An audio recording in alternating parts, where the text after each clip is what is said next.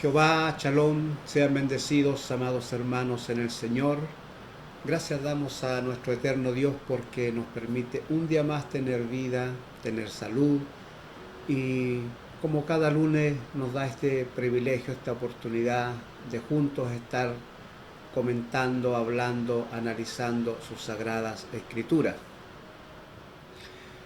Hoy comenzamos con sentimientos encontrados por toda la situación que nos ha tocado vivir acá en Curanilahue, con el tema de las inundaciones que hemos tenido que vivir estos últimos días y con esta situación difícil, ¿no es cierto?, donde varias familias han sido afectadas por estas inundaciones. Pero el nombre de Hashem debe ser adorado y exaltado en todo tiempo. Aunque a veces no entendamos eh, las cosas, no entendamos las situaciones difíciles que nos toca vivir a veces en la vida, no significa que Hashem esté apartado de nosotros, sino todo lo contrario, significa a veces que el brazo de Hashem está actuando, aunque no entendamos esos momentos difíciles que nos toca pasar, como fue por ejemplo el caso de José, que le tocó pasar situaciones muy complicadas en la vida, momentos muy difíciles desde su juventud, pero dice la Escritura que el Eterno estaba con él y lo prosperaba, aunque José a lo mejor no viera las cosas desde ese punto de vista de las cuales Dios lo estaba viendo. No hasta cuando Dios terminó el proceso con él, cuando cumplió el objetivo que él tenía con José, entonces José pudo entender ahora que detrás de todas esas situaciones difíciles que le tocó vivir, estaba el brazo de Hashem sobre él, guiándolo, actuando. Es por eso que cuando se encuentra con sus hermanos y le revela quién es, los hermanos se llenaron de temor, pero él le dice: no temáis, porque yo temo a Jehová. Y entiendo que para preservación de vida, él me trajo aquí y me hizo pasar todos esos procesos para cumplir su objetivo en mí. Así también nos ocurre a nosotros, ¿no es cierto?, en la vida. Nos toca pasar a veces situaciones difíciles, pero a veces es Dios quien nos está empujando, nos está arrastrando a cumplir el propósito que Él tiene con cada uno de nosotros. El día de hoy, con la ayuda del Eterno, vamos a hablar sobre la emuná, que nosotros conocemos como fe.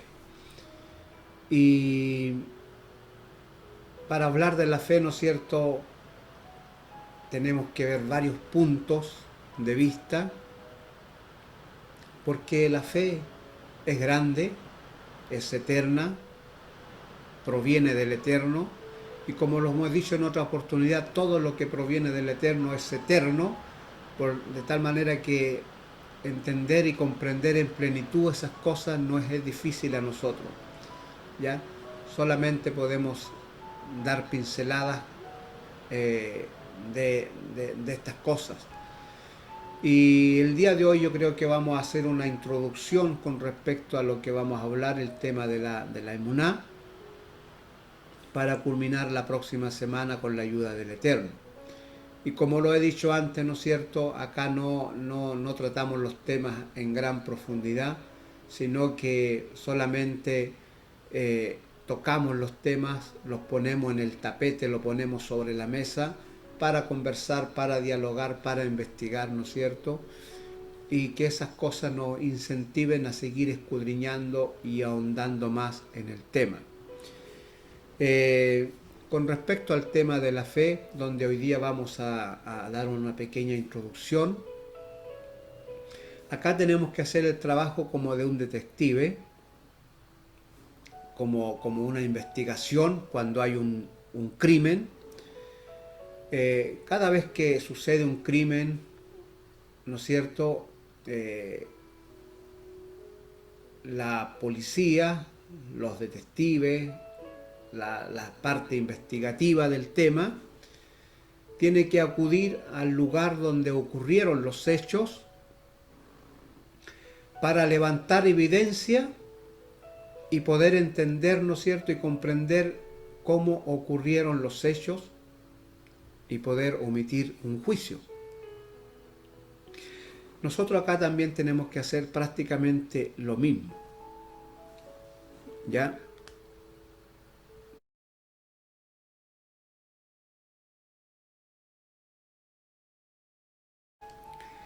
Nosotros prácticamente tenemos que hacer acá lo mismo.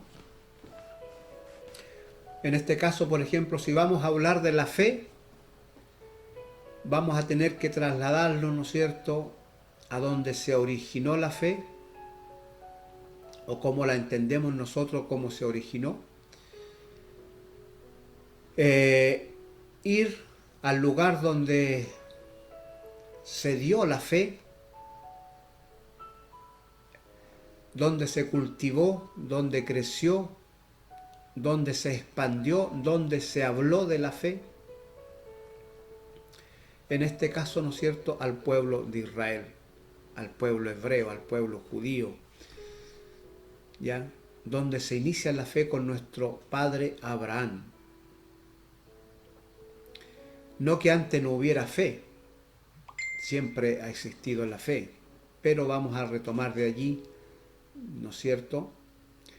Y tenemos que ir allá porque es dentro del pueblo hebreo donde nosotros conocemos la fe, donde llegó a nosotros. Es en las Sagradas Escrituras donde se habla de la fe, donde podemos entender, comprender parte de lo que es la fe. De manera que tenemos que ir allá a investigar, ¿no es cierto?, levantar evidencias y poder descubrir qué era la fe, qué es la fe, cómo se veía la fe dentro del pueblo hebreo, cómo entendían la fe, cómo la comprendían, cómo actuaba la fe. De manera que tenemos que ir, ¿no es cierto?, allá para poder entender este tema. Y es por eso que no podemos verla fuera de las Escrituras, la fe, ¿no es cierto?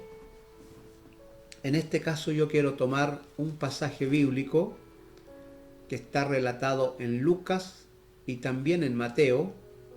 Primero vamos a ir a Lucas, al capítulo 7, donde está registrado un milagro, y vamos a tomar este pasaje bíblico como base porque nos va a ayudar un poco a entender, a comprender lo que es la fe. Y esto está en Lucas capítulo 7, verso 1 al verso 10, vamos a leer. Y comienzo a leer donde dice lo siguiente. Después que hubo terminado todas sus palabras al pueblo que lo oía, entró en Capernaum. Y el siervo de un centurión, a quien éste quería mucho, estaba enfermo y a punto de morir. Cuando el centurión oyó hablar de Jesús, le envió unos criados de los judíos rogándole que viniese y sanase a su siervo. Ellos vinieron a Jesús y le rogaron con solicitud, diciéndole: es digno de que le concedas esto, porque ama a nuestra nación y nos ha edificado, y nos edificó una sinagoga. Y Jesús fue con ellos, pero cuando ya no estaba lejos de la casa, el centurión envió a él unos amigos diciéndole: Señor, no te molestes, pues no soy digno de que entres bajo mi techo, porque lo que ni aún me tuve por digno de venir a ti, pero di la palabra y mi siervo será sano.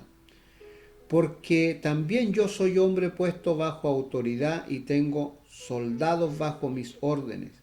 Y digo a este ve y va, y al otro ven y viene. Y a mi siervo haz esto y lo hace. Al oír esto, Jesús se maravilló de él.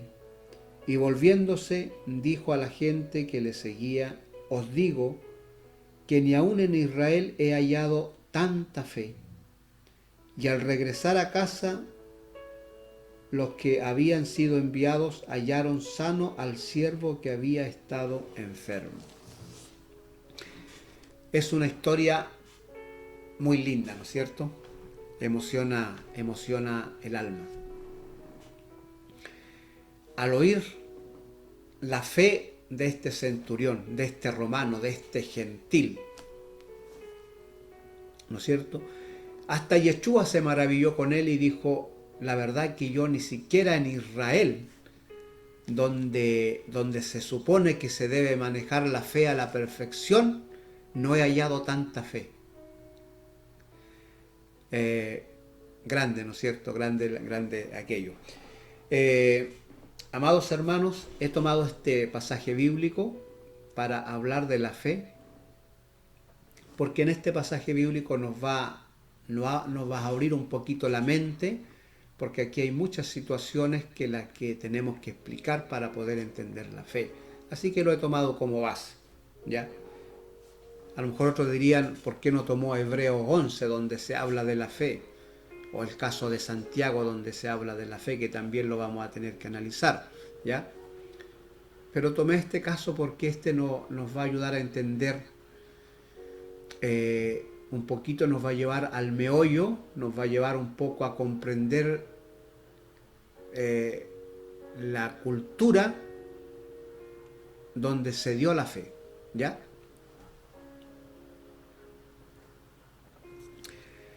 Yo le dije que este pasaje bíblico está relatado, Lucas relató este pasaje bíblico, pero también relató el mismo hecho Mateo. Así que vamos a analizar los dos casos, porque aquí aparentemente hay como una controversia y que nos va a ayudar a entender un poquito la fe. ¿Ya? Vamos a ir entonces al libro de Mateo. Vamos a ir al libro de Mateo entonces, donde Mateo también registró este mismo milagro. ¿Ya? Y ustedes van a notar aquí algunas diferencias que nosotros vamos a explicar, ¿no es cierto? Esto está en Mateos capítulo 9, si no me equivoco. Mateos capítulo 8. Mateos capítulo 8.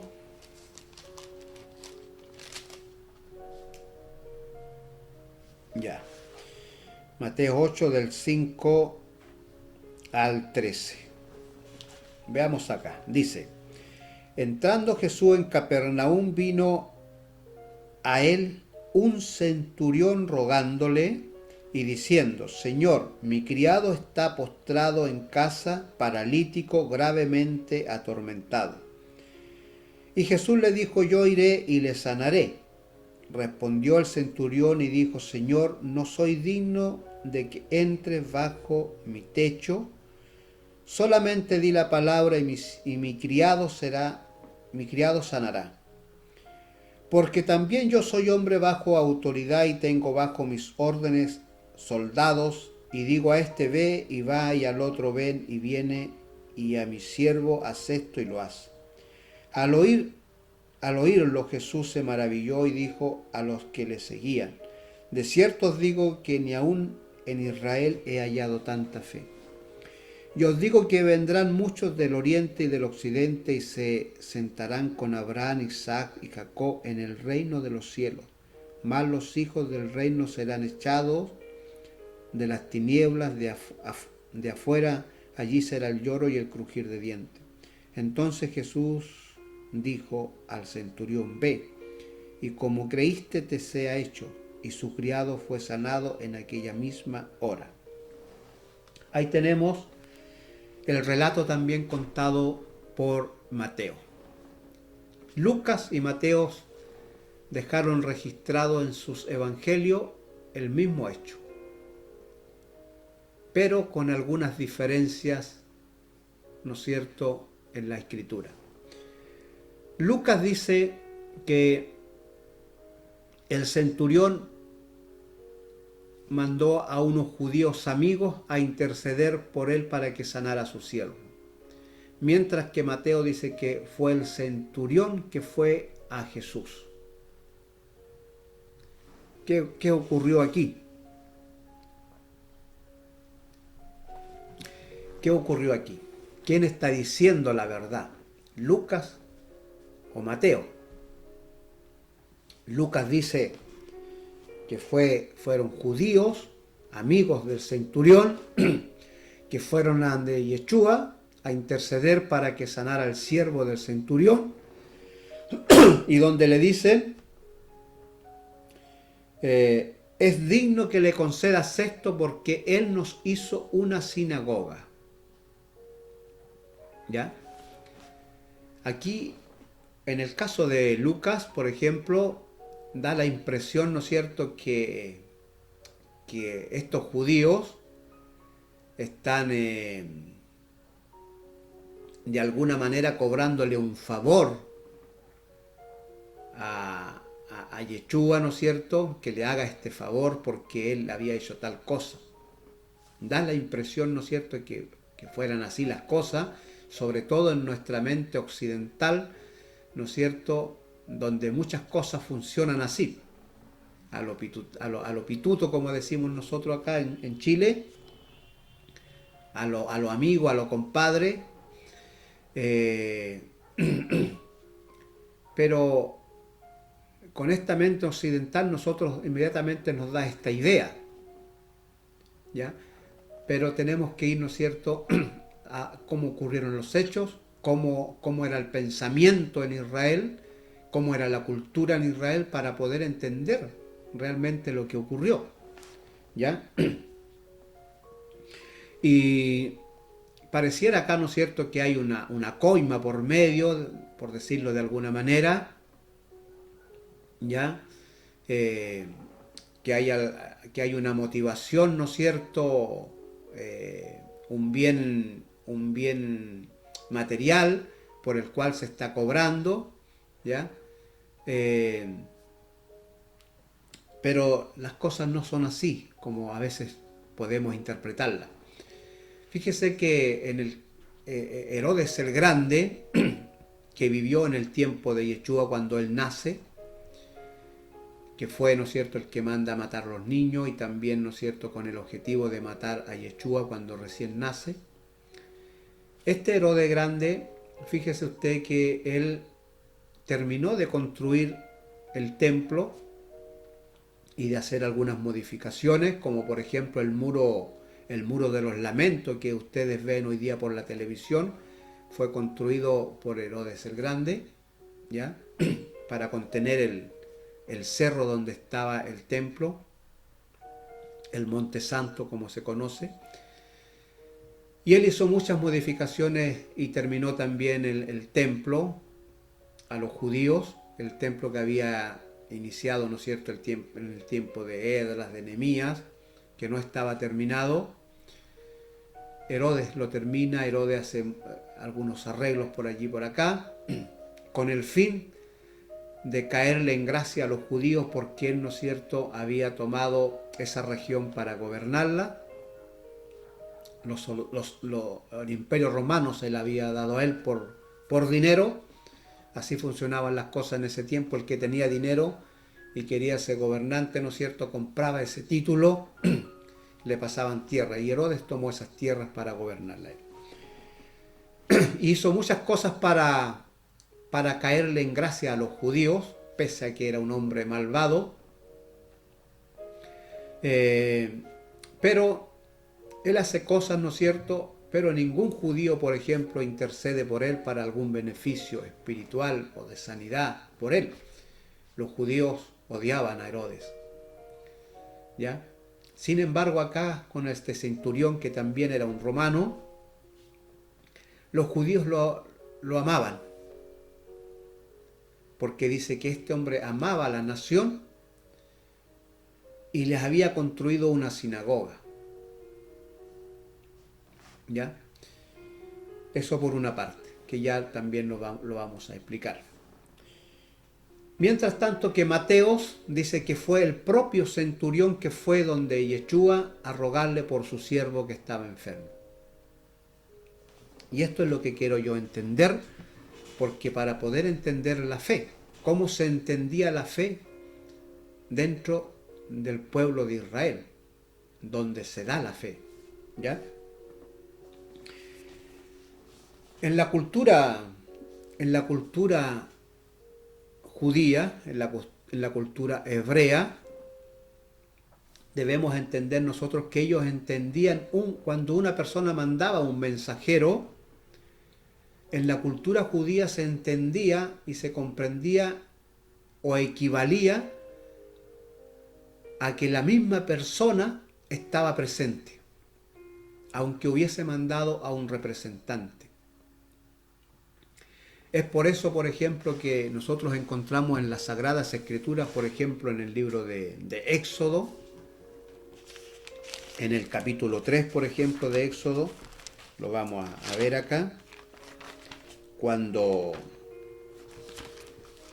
Moisés, ¿no es cierto?, tiene el encuentro con el Eterno a través de esta llama de fuego. Por ejemplo, en Éxodo capítulo 3, verso 2 dice, y se le apareció el ángel de Jehová en una llama de fuego en medio de una zarza. Se le apareció el ángel de Jehová a Moisés. Pero ya en el verso 4 dice, y viendo Jehová que él iba a ver, lo llamó Dios de en medio de la zarza. Entonces la pregunta es, ¿quién se le apareció? ¿Dios mismo o el ángel de Jehová? ¿Cómo entender eso? ¿Ya? En la cultura judía, como ya los dije, se entendía de la siguiente manera. Si una persona iba en representación de su amo, de su señor, equivalía para un judío lo mismo que estuviera esa persona presente. El hecho que acá se le apareciera, ¿no es cierto?, el ángel de Jehová a Moisés, para él fue lo mismo que si le hubiese aparecido Dios, aunque haya sido un mensajero, con lo que el Eterno le había facultado para lo que dijera, para lo que actuara, para lo que hiciera. ¿Ya?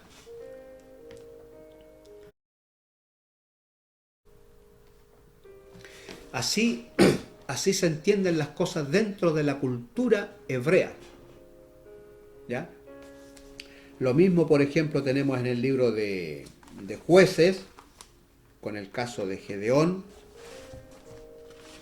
Lo vamos también a analizar en Jueces capítulo 6, verso 12 al 14.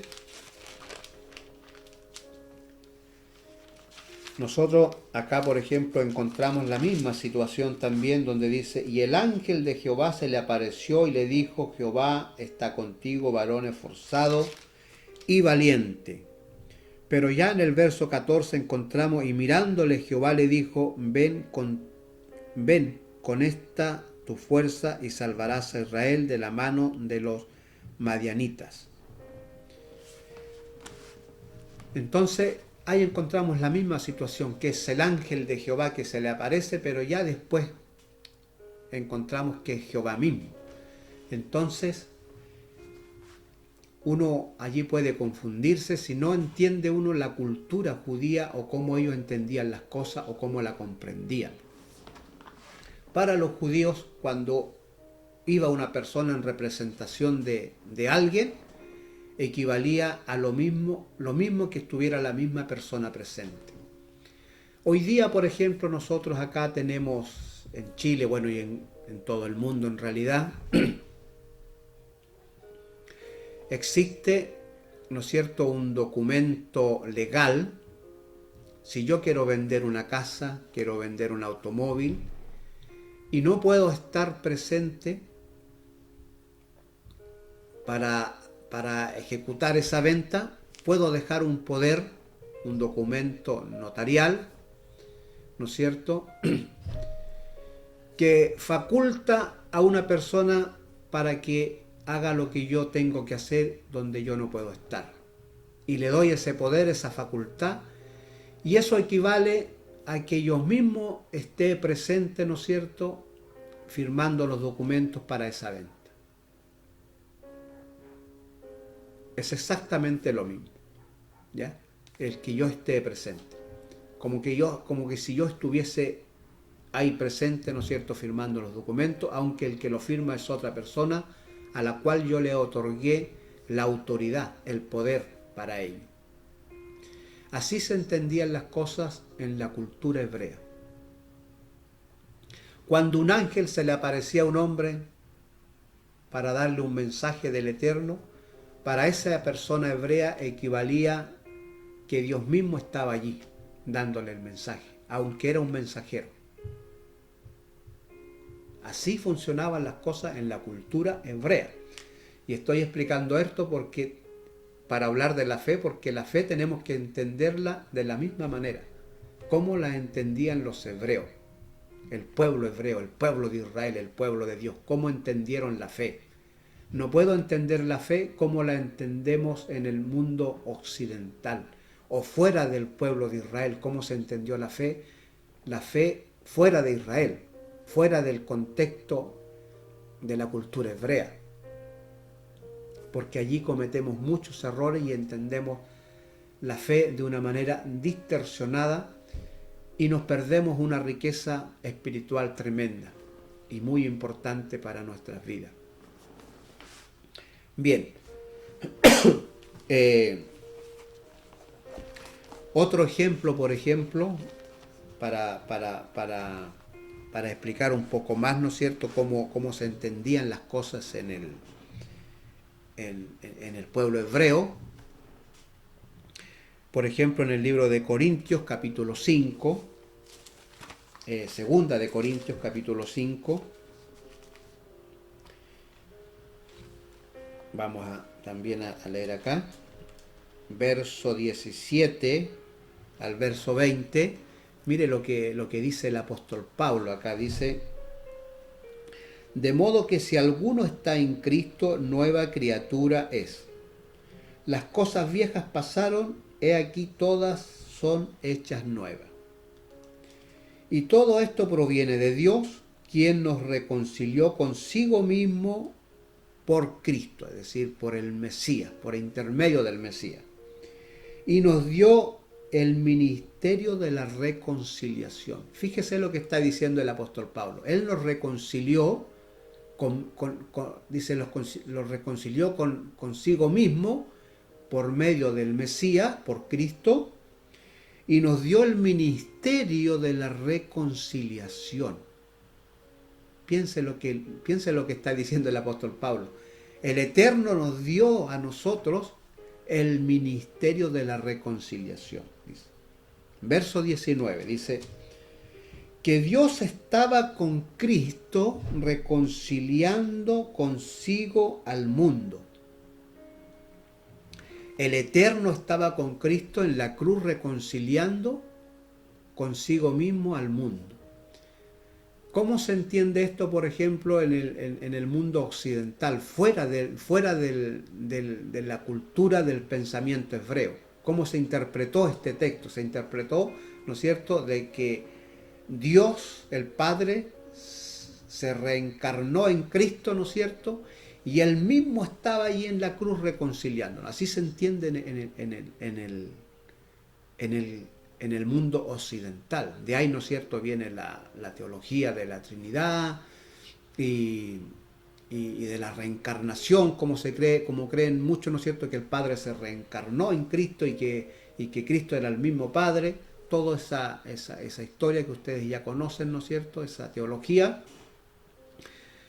Pero no es lo que está diciendo el apóstol Pablo acá, ¿ya? El apóstol Pablo está actuando con la mente hebrea, donde él está entendiendo perfectamente que el hecho de que Dios haya facultado, le haya dado este poder a Yeshua, al Mesías para reconciliar al mundo con él, equivale a que Dios mismo estaba en la cruz con Jesús reconciliando al mundo. Él le dio esa facultad, ¿ya? Y mire lo que sigue diciendo el apóstol Pablo, dice que Dios estaba con Cristo reconciliando consigo al mundo, no tomándoles en cuenta a los hombres sus pecados, y nos encargó a nosotros la palabra de la reconciliación, los encargó a nosotros, dice el apóstol Pablo, la palabra de la reconciliación. Así que somos, dice el apóstol Pablo, embajadores en el nombre de Cristo, somos embajadores en el nombre del Mesías, dice, como si Dios rogase por medio de nosotros. Imagínense lo que está diciendo el apóstol Pablo, como Dios, como que si fuera Dios mismo que está en nosotros, rogándole a la humanidad, ¿ya? Os rogamos en el nombre de Cristo, reconciliados con Dios. Voy a volver a leer este texto para que usted lo comprenda y lo entienda. Mire lo que está diciendo el apóstol Pablo. Así como el Padre estuvo con Cristo en la cruz reconciliándolo, ¿no es cierto?, al mundo con él mismo, ¿ya? Así que somos embajadores en el nombre de Cristo, como si Dios rogase por medio de nosotros, ¿ya? Eso está diciendo el apóstol Pablo. Como como el Padre estuvo con Cristo en la cruz reconciliando al mundo, no físicamente, sino que en su representación estaba Cristo, ¿no es cierto? Equivalía, en el pensamiento hebreo, equivalía a que Dios mismo estaba en la cruz con Cristo reconciliando al mundo. Y el apóstol Pablo ahora dice, así que somos embajadores en el nombre de Cristo, como si Dios rogase por medio de nosotros, es decir, como que si Dios mismo estuviera por medio de nosotros rogando ¿qué cosa? Por medio de nosotros os rogamos en el nombre de Cristo reconciliados con Dios. ¿Ya? Así eran las cosas en la cultura hebrea, así se entendían estas cosas. ¿Ya? El hecho, ¿no es cierto?, de que Dios facultara a una persona para cierta cosa, equivalía para los hebreos que Dios mismo estaba allí. Tenía el mismo poder, la misma facultad. Si Dios lo ordenó, es como que si Dios estaba allí, aunque fuera un representante. De ahí, ¿no es cierto?, que el Eterno le dijera a Moisés, tú vas a ir a los egipcios como un Dios o en lugar de Dios. Te voy a facultar, te voy a dar ese poder, esa facultad. Vas a hacer como que yo mismo voy ante los egipcios, ¿no es cierto?, a dialogar, a negociar para sacar al pueblo de Israel de Egipto. Imagínense qué privilegio, qué honra más grande, amados hermanos. Y el apóstol Pablo está diciendo aquí exactamente lo mismo. Él nos dio el ministerio de la reconciliación, la palabra de la reconciliación, para reconciliar al mundo con Dios, rogándole a ustedes, ¿no es cierto?, que ustedes acudan a la reconciliación de Dios, como que si fuera Dios mismo que está pidiéndoles que se reconcilien con Dios, aunque seamos nosotros. Él nos facultó. Bien. Vamos a ir al último ejemplo para que quede lo más claro posible. ¿Ya? Hay un milagro que hizo nuestro amado Yeshua, que está, vamos a tomar en este caso el libro de Mateos, capítulo 9, verso 1 al 8. Mire lo que ocurre con este milagro, que es el milagro cuando, ¿no es cierto?, bajan a este paralítico por el techo para que Yeshua haga un milagro en su vida. Mateos 9, verso 1 al 8. Mire. Dice, entonces entrando Jesús en la barca, pasó al otro lado y vino a su ciudad. Y sucedió que le trajeron un paralítico tendido sobre una cama, Y al ver Jesús la fe de ellos, dijo al paralítico: ten ánimo, hijo, tus pecados te son perdonados. Entonces algunos de los escribas decían dentro de sí: este blasfema. Y conociendo Jesús los pensamientos de ellos, dijo: ¿por qué pensáis mal en vuestros corazones? ¿Por qué? ¿Qué es más fácil decir? ¿los pecados te son perdonados? O decir: levántate y anda. Pues para que sepáis que el Hijo del Hombre tiene potestad en la tierra para perdonar pecados, dice entonces al paralítico: levántate, toma tu cama y vete a tu casa.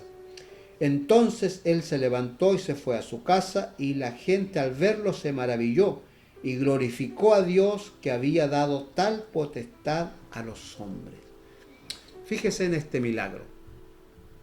Jesús aquí le aclara a los que estaban presentes, le dice: para que ustedes sepan que al Hijo del Hombre tiene la facultad de perdonar pecado en la tierra. Es decir, se me facultó, se me dio ese poder.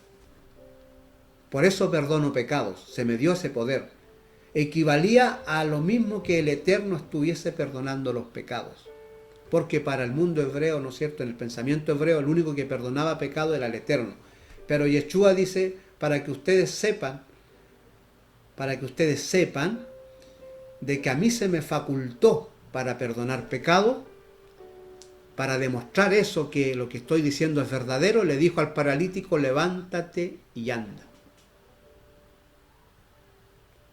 Con eso él demostró que sí estaba facultado para perdonar pecado.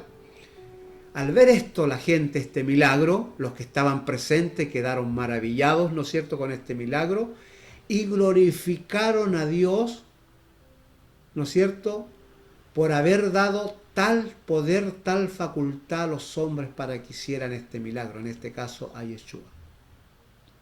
Yeshua no dice nada porque la interpretación fue correcta.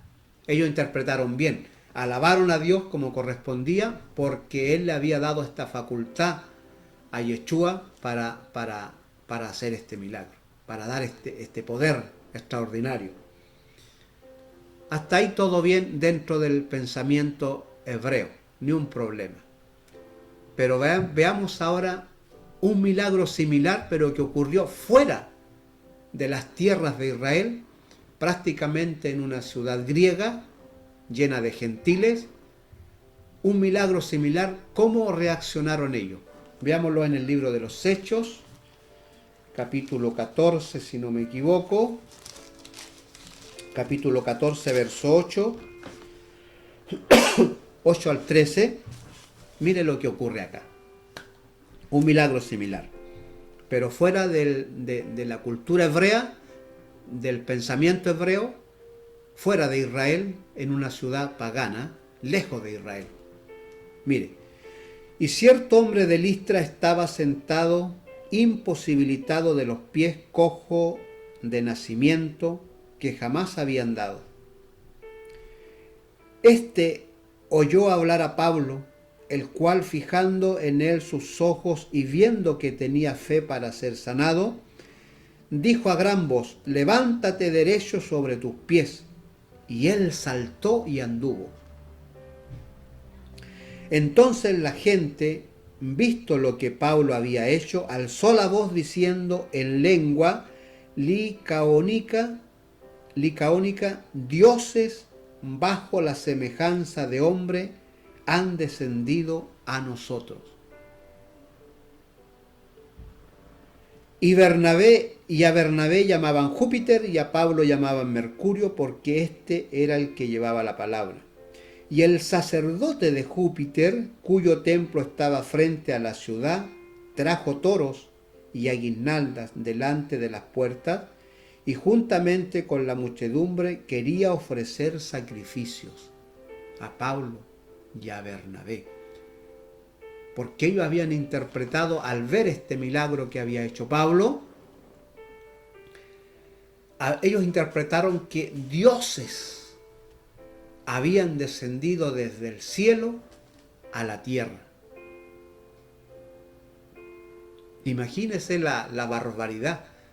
la tontera más grande, por decirlo de alguna manera, ¿no es cierto? La ocurrencia, la interpretación, al ver este milagro, la interpretación que le dieron a estas cosas, pensando que dioses habían descendido del cielo, ¿no es cierto?, encarnado en hombre, ¿no es cierto?, para estar y habitar entre ellos.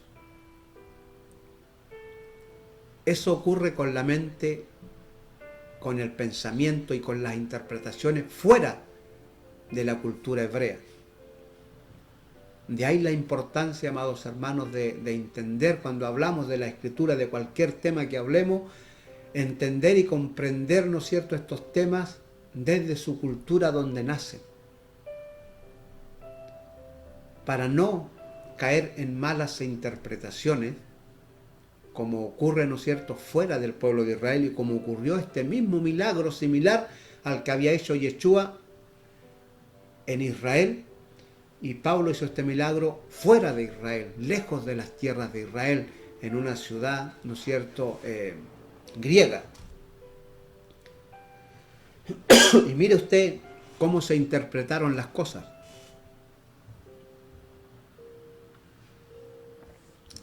Cómo se interpretaron las cosas, fueron lejos, ¿no es cierto?, la interpretación que le dieron.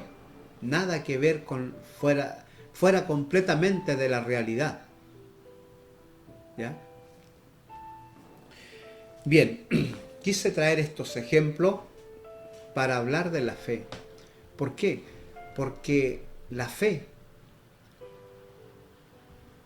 se entiende a veces de una manera equivocada, mal interpretada, cuando la analizamos con un pensamiento occidental fuera de las tierras de Israel. Es por eso que tenemos que ir allá al origen, como lo hace un detective, como decíamos al principio, ir donde se originaron las cosas, para levantar, ¿no es cierto?, evidencia, y ver cómo fueron realmente las cosas y llegar a la verdad. Por eso necesitamos ver la fe desde el punto de vista hebraico, desde el punto de vista donde nace la fe, en la cultura donde se escribe sobre la fe, donde se manifiesta la fe, y poder entender y comprender desde allí, del meollo, del núcleo, de donde se origina todo esto, entender la fe de una manera más correcta y precisa, para el beneficio de nuestras vidas. ¿Ya? Es por eso que Santiago, quien habla también con respecto a la fe, y trata de explicar por qué habían malas interpretaciones con respecto a la fe. Había una persona, aparentemente un hombre, que estaba mal interpretando el tema de la fe y enseñando cosas equivocadas con respecto a la fe. Y Santiago, a través de su epístola, escribe, ¿no es cierto?, y toca el tema de la fe, como está, por ejemplo, en Santiago, en el capítulo 2, por ejemplo, verso 17 en adelante, donde Santiago dice: así también la fe, si no tiene obra, es muerta en sí misma. Pero alguno dirá: tú tienes fe y yo tengo obra. Muéstrame tu fe sin tus obras, y yo te mostraré mi fe por mis obras. Tú crees que Dios es uno, bien haces. También los demonios creen y tiemblan. Mas, ¿quieres saber, hombre vano, que la fe sin obra es muerta? Aquí Santiago, ¿no es cierto?, aunque está escribiendo, ¿no es cierto?, esta epístola a las 12 tribus que estaban esparcidas dentro del mundo gentil, fuera de Israel, ¿ya? Se esparcieron los judíos, estaban esparcidos por todas las naciones. Él escribe esta epístola, ¿no es cierto? Y dentro de esta epístola toca el tema de la fe, porque como estaban las 12 tribus esparcidas en un pueblo pagano, donde ellos interpretaban las cosas de Dios de una manera distinta, ¿no es cierto?, a cómo la interpretaban los hebreos, él trata de corregir estos pensamientos Aquí en el caso no nombra a la persona, pero hay una persona que aparentemente estaba malinterpretando el tema de la fe, entendiendo a la fe de una forma distinta a como se entendía dentro del mundo hebreo, y Santiago trata de corregir esos errores a través de esta epístola. Eso lo vamos a ver la próxima semana con la ayuda del Eterno. Hoy día quise explicar un poquito esto para que nos vamos preparando y entendiendo, ¿no es cierto?, que cada vez que tocamos un tema debemos entenderlo desde el punto de vista hebreo para ir a la raíz del tema, ¿no es cierto?, y poder comprenderlo, ¿ya?, y entenderlo. Muy en especial como lo es el tema de la fe, donde hay mucho que decir, ¿ya?, donde hay mucho que explicar, donde hay mucho que analizar y profundizar. Que el Eterno, con su gran ayuda, nos ilumine los ojos de nuestro entendimiento para entender, comprender sus sagradas escrituras. Amados hermanos, el día de hoy vamos a dejar hasta aquí y la próxima semana, con la ayuda del Eterno, vamos a ahondar un poquito más y a explicar un poquito más. Pero quise hablar un poquito esto como introducción para que entendamos, ¿no es cierto?, que el pensamiento hebreo, cómo actuaba o cómo se interpretaban las cosas dentro de Israel y cómo a veces se interpretan las cosas fuera de Israel, ¿ya? Así que eso es de suma importancia, ¿ya? Que entendamos esto, que comprendamos esto, que hay muchas cosas en nuestro mundo occidental que se interpretan de una manera muy distinta a veces cómo funciona en Israel, ¿ya? El caso que tomamos como ejemplo para empezar a hablar del tema de la fe, ¿no es cierto?, como fue este milagro del siervo del centurión, ya explicamos una parte, ¿no es cierto?, porque que allí no hay ninguna contradicción entre Lucas y Mateo, sino que probablemente Lucas escribió correctamente cómo ocurrieron las cosas. Mateo no está contradiciendo a Lucas, sino que Mateo, en su mente hebrea, porque Lucas está escribiendo para un romano, ya Lucas escribe ese evangelio para un romano, para explicarle cómo ocurrieron las cosas y los hechos con respecto a la vida, obra, muerte y resurrección de nuestro Señor Jesucristo.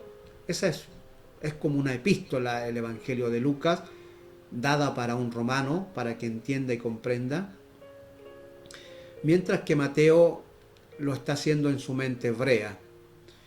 Y él no tiene problema, aunque haya sido aunque el centurión haya mandado a siervos, haya mandado a amigos judíos a interceder ante Yeshua por la sanidad de su siervo.